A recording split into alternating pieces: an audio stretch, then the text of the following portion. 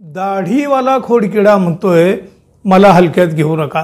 हे 10,000 कोटी रुपये घेऊन दुबईला पळाले आहेत अशी ताजी खबर असल्याचा दावा।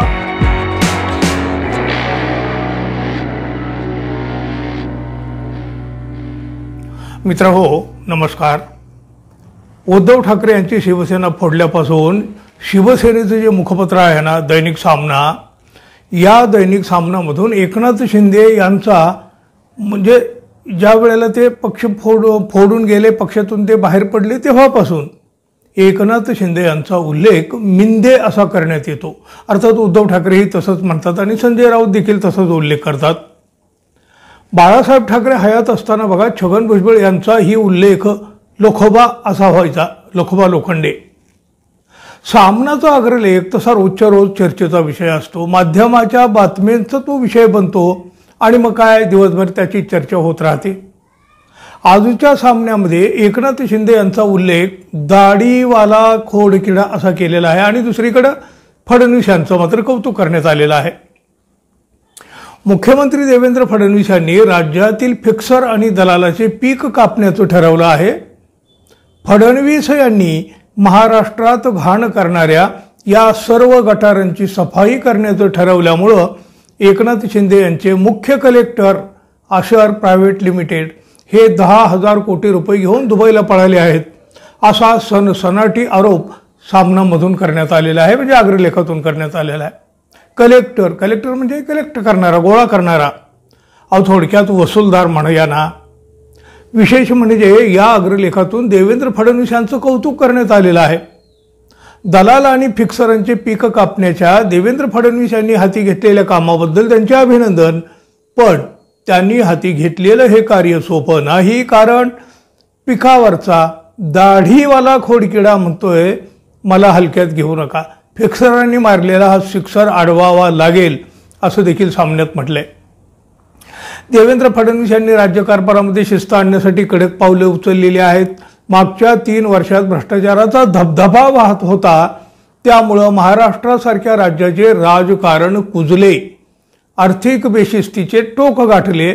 आमदार, खासदार, नगरसेवक, खऱ्या शिवसेनेचे पदाधिकारी यांना विकत घेण्यासाठी आणि नंतर पोचण्यासाठी लागणारा पैसा, रस्ते बांधकाम ठेकेदार, MMRDA, MSRDC, म्हाडा, ARA, नगरविकास खात्याची लूट करून जमा केलेला आहे। हा लुटीचा पैसा आपल्या खिशात पडावा यासाठी अनेकांनी पक्षांतरे केली। पैशाचा हा प्रवाह आला कुठून? तर बेकायदेशीर टेंडर्स, बनावट कामं, निधी वाटपातील कमिशनबाजी, भूखंड घोटाळे, गृहनिर्माणातील दलाली, या आशर मार्गाने हा पैसा जमा झाला। शिंद्यांचे मुख्य कलेक्टर आशर प्रायव्हेट लिमिटेड हे 10,000 कोटी रुपये घेऊन दुबईला पळाले आहेत अशी ताजी खबर असल्याचा दावा सामनामधून करण्यात आला आहे। यामुळे राजकारणामध्ये मोठी सनसनाटी निर्माण झाली आहे। फडणवीसांनी प्रकल्पाला कात्री लावल्यामुळे एकनाथ शिंदेची आर्थिक कोंडी झाल्याचा देखील आरोप करण्यात आलेला आहे। मुख्यमंत्री फडणवीस यांनी महाराष्ट्रात घाण करणाऱ्या सर्व गटारांची सफाई करण्याचं ठरवलं आहे।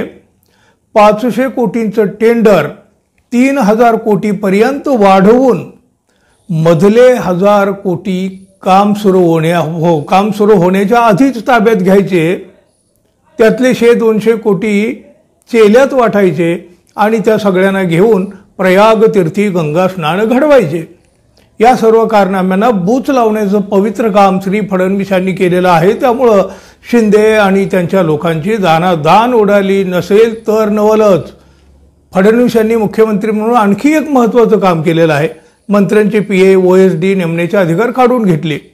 मंत्र्यांचे PA OSD म्हणून ज्यांची नावं मंजुरीसाठी पाठवण्यात आली होती मुख्यमंत्र्याकडे, त्यातली 16 नावे मुख्यमंत्र्यांनी थेट नाकारली, कारण हे 16 जण आधीच्या मिंदे सरकारात मंत्र्यांचे OSD म्हणून दलाली फिक्सिंग करीत होते। हे सर्व फिक्सर मुख्यमंत्री फडणवीस यांनी नाकारले। फिक्सर नेमू देणार नाही ही मुख्यमंत्र्यांची भूमिका योग्य आहे। एकनाथ शिंदे यांच्या काळात तर मंत्रालय हे दलाल आणि फिक्सरांची जत्रा झाली होती। कोणीही यावर टक्का ठेवावा आणि निधी आणि कामं मंजूर करून घेऊन जावं। तिजोरीत खडखडाट असतानाही कामं देण्यात आली। निवडणुकीच्या तोंडावर धडाधड विकास कामांना मंजुरी दिली, ठेकेदारांना कामे केली, पण त्या कामास कायदेशीर मंजुरी नसल्यामुळे ठेकेदाराची बिलं रखडली. शासकीय कामांची जवळपास 90,000 कोटी एवढ्या रुपयांची थकबाकी असल्याचं कंत्राटदार संघटनांनी तर म्हटलेलं आहे. या 90,000 कोटीतले 25,000 कोटी रुपये आधीच दलाली म्हणून उचललेले आहेत. आमदार खासदारांना म्हणजे शिंदे अजित पवार गटाला खुश ठेवण्यासाठी त्यांनी सरकवलेल्या कागदावर सह्या केल्या गेल्या. त्या कागदाच्या जोरावर या लोकांनी कंत्राटदाराकडून कोट्यावधींची उचल घेतली. आता या सगळ्या कामांना देवेंद्र फडणवीस यांनी कात्री लावल्यामुळं शिंदे गटाचे गणित कोसळले. शिंदे गटाची आर्थिक कोंडीच त्यामुळे झाल्याचे आता या दैनिक सामनानं म्हटलं आहे. एकनाथ शिंदे गटात जे लोक जात आहेत ते एकतर ठेकेदार आहेत किंवा थेट लाभार्थी आहेत. शिंद्यांची दौलत ज्यादा झेलायला ते गंगोबाईच्या कोट्यावर जात आहेत. पण हे भ्रष्टाचाराचे कोठे आणि कोट्यांचे दलालच नष्ट करण्याचा विडा मुख्यमंत्र्यांनी आता उचललेला असेल तर या सगळ्या फिक्सर आणि दलालांचं कसं व्हायचं?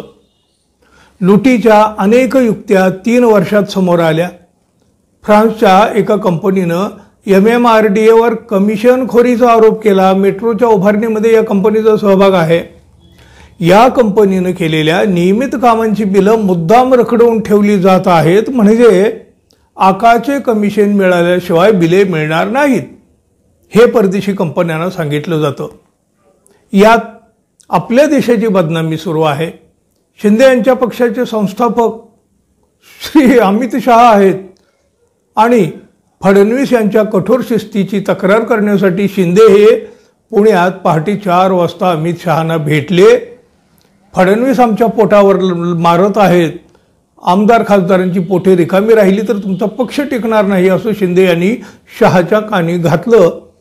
या उलट मोदी यांची भूमिका भ्रष्टाचार खतम करण्याची आहे. मला फक्त पैसे खाणाऱ्याची नावं कळवा, एकेकाला सरळ करतो असं पंतप्रधान मोदी यांनी नुकतंच जाहीर केलेलं आहे. श्री फडणवीस यांनी शिंदे आणि त्यांच्या फिक्सर लोकांची नावं पंतप्रधान मोदी यांना कळवायला हरकत नाही असं देखील या अग्रलेखात म्हटलं आहे. आजच्या या सामन्यानं मोठी सनसनाटी तर निर्माण केलेलीच आहे. एकनाथ शिंदे गट किंवा एकनाथ शिंदे आता हा हल्ला कसा परतवून लावतायत हे पाहणं खूप महत्त्वाचं ठरणार आहे. पाहूया आता काय काय प्रतिहल्ला कसा होतो, प्रतिकार कसा होतो. तोपर्यंत मित्रांनो, आपण अजून आपल्या चॅनलला सबस्क्राईब केलं नसेल कृपया सबस्क्राईब करावं ही अपेक्षा आहे. धन्यवाद. पुन्हा भेटू. तोपर्यंत नमस्कार.